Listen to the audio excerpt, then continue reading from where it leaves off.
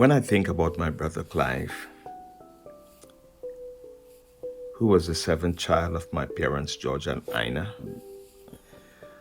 a unique attribute of Clive was a Spanish middle name, Alvarez, given to him by our aunt, Emily. She loved him dearly from birth, and it's the only name she would ever call him. I recall Clive at a very young age, somewhere between 5 and 6. He almost drowned in the little river that was raging as it flowed through the alley. You see, Clive always had an infectious smile with an adventurous spirit.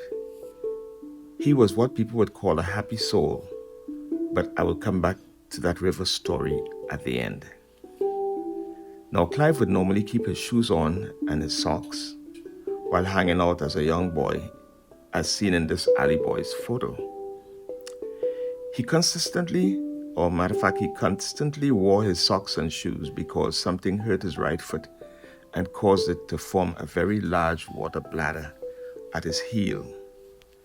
And that affected his ability to walk to the health office for dressing.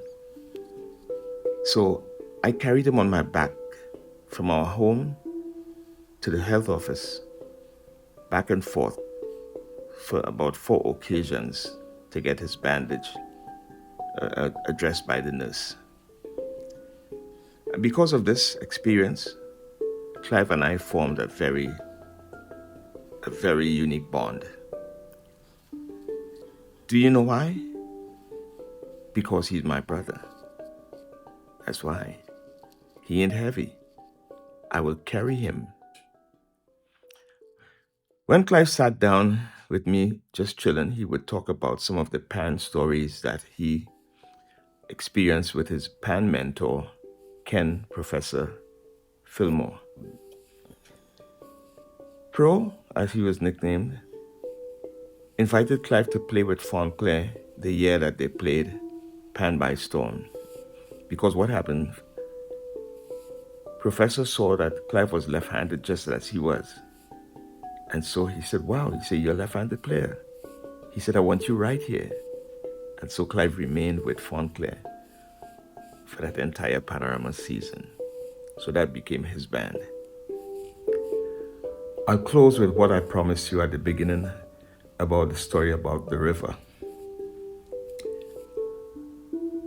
You see, Clive and Chris, his friend from school days, while walking home from school, after a heavy torrential downpour, the river was flowing very violently, and the two boys decided that it's time to go play in the water on the way home.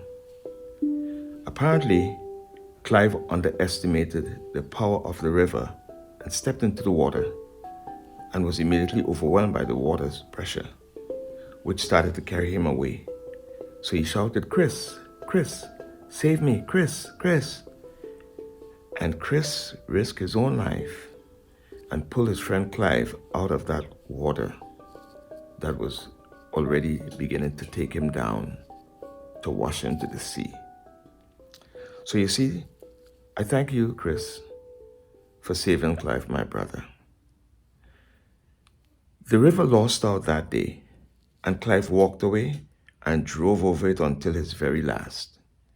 So across that bridge where there's no more sorrow, across that bridge where there's no more pain, the sun will keep shining across that river, and he'll never be unhappy again.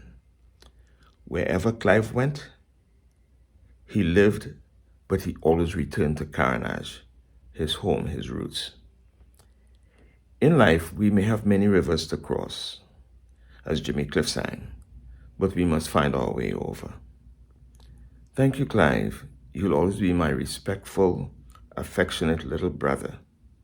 God bless you. Rest in Jesus together with our ancestors until the promised resurrection. Ashe.